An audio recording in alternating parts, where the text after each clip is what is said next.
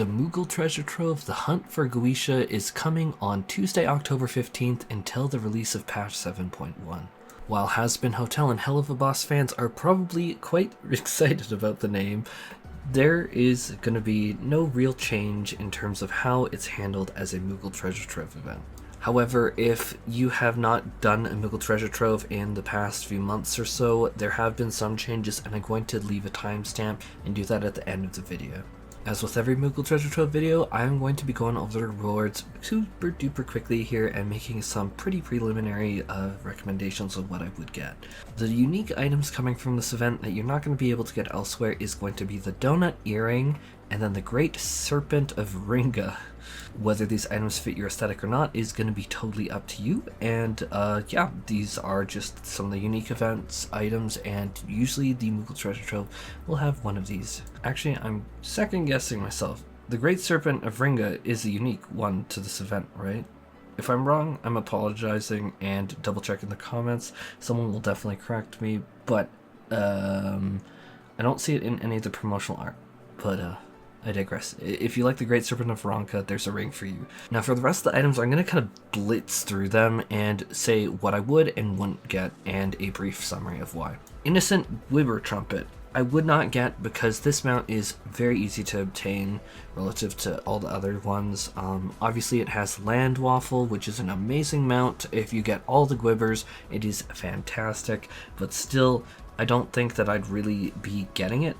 Unless you have like a surplus of these, I think that you could spend these better elsewhere. Alt-Roit Prism, I really, truly, honestly also don't think that this is worth it, but it might be a little trickier in order to clear that final fight in order to get it. I really would just do the raids and just blast through them. Hades Barding, I wouldn't get. But one thing to keep in mind with all of these is if they are market sellable, to double check the market board here, and your market board is going to be very much to your own server. So something that I recommend here may not actually sell that great on your server, but I'm personally on Gilgamesh, and so Gilgamesh prices may not be what you see on, say, Balmung or Dynamis. Dynamis tends to be much more expensive for most things. So with that, modern aesthetics, the orchestrion rules, the ballroom etiquette, and then anything to do with housing, anything to do with glamour, or anything otherwise sellable will fall into that category. As such, Early to Rise might be worth it, the Twice Stricken Orchestrion might be worth it, Dark Entreaty might be worth it, Ideal Gossip might be worth it. That's really going to be up to you. Casual Attire Coffer, this is one where it's only 30 and I really do like this glamour set. Casual Attire is a great set, so if you want to take the time and get this, I definitely think it would be a worthy addition to most people's glamour. Towels, again, it's just something that you have on as a housing item that you could probably get pretty easily. I don't know if I'd really recommend it myself. MGB Platinum card, you can literally not go wrong with this because they add MGP rewards all the time and sometimes they cost a lot of MGP. It is such a good idea for these events to stock up on them. Drake Horn as well as the Laurel Gabu Horn. Honest to goodness, I think that this really depends on if you want to do the associated quests with these or not. And so if you don't, I'd say that these can be worth it, but otherwise, yeah. For me, I personally think 30, this could be worth it if you want to add them to your collection. Then we have two of the dog flutes. These are the Stormblood extreme mounts. I really, from Tsukiyomi, and then the other one is from Suzaku. Those fights still have some amazing glamour to them, as well as you have like the moonlit like TV from Tsukiyomi.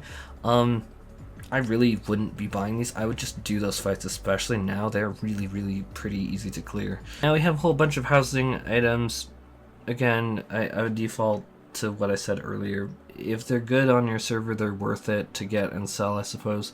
But otherwise, I really want to do them. The Shisui sets. Okay, these are very popular glamour items in the past. I don't know how often I see them now. It's been a little while since I've seen too many people with it.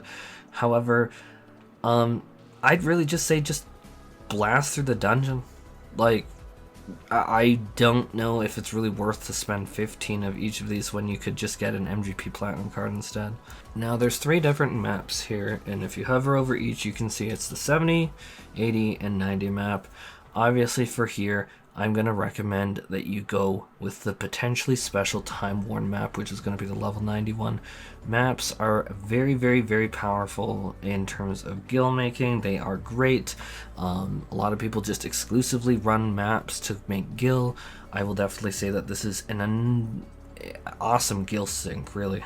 Riding maps, if you're a completionist, I could see you doing them, but they don't really do much anymore. Now, MGP cards, some of these could be a pain in the butt to farm. Like, I don't even know if I have the Bandersnatch card, son of a Bandersnatch, or the Crawler card. Tsukiyomi card, I'd just do Tsukiyomi. I'd knock out the Glam farm, as well as like the mount, as well as this card at once. I really would like dip all into that. Yeah, if you just want to complete your triple triad collection, I definitely recommend like getting them. Like, they're cheap enough that it's like not that big of a deal either way. Then you have 2 minions. Again, if you want them, there are only 7. This is a lot more reasonable. And then you have 777 Whiskers Orchestrion Roll. The Namazu are amazing. If you want to pick it up, it is great. Magic Prism. I know I'm skipping the Curio route because I need to say, wait, what the fudge? Curio routes here? But Magic Prism, I don't really think it's worth getting these prisms, but up to you. It's only 1, so if you want to, why not? So, Curio route. It is really weird to see it here. I'm not even gonna lie. Check your market board price. Depending on what your particular server is doing, this might be good. I really think that I can't see myself buying it even for 5. So my recommendations, just cutting all the fat and just what I need, is Donut Earring. If you like it, get it. Great Serpent of Ringa, if you like it, get it. Then nothing else here other than the MGP Platinum card, as well as specifically the potentially special Time Worn map. Make sure that you get that one because that's a level 91. Don't get the 80 or 70. Unless, you know what, unless you want to do that, then do it. Otherwise, that's all. So really what I'm personally going to be going is MGP Platinum cards almost all the way.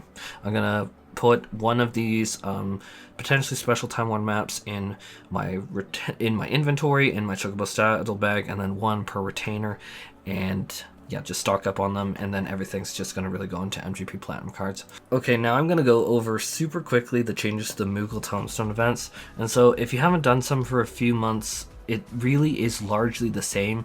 However, you are going to be getting what is called standard objectives, weekly objectives, mini Mog challenge, and ultra Mog challenge. Standard, you just spam them in order to get things, such as revival wings. Weekly objectives are refreshed every week, and they give you, when you complete whatever the specific task is, which they aren't telling us in advance here, you'll get a bunch more tomes. In addition to that weekly objective, there is what is called a mini Mog challenge, which also refreshes every week. I know, should it fall under weekly objectives categorization? Who knows? That's a question for the scholars. Or should I play scholar? Well, maybe. But mini Mog challenges basically are the same as the weekly objectives, and they can be completed once a week. And then lastly, we have what is called Ultimog Challenge, and this is just some particular activity that you do in the game, and it is going to give you a bunch of tomestones, but it is not reset every week. You can only do it once per event cycle. And with that, I am closing off this video, and I hope that this was useful to everyone. Take care and have a fantastic day.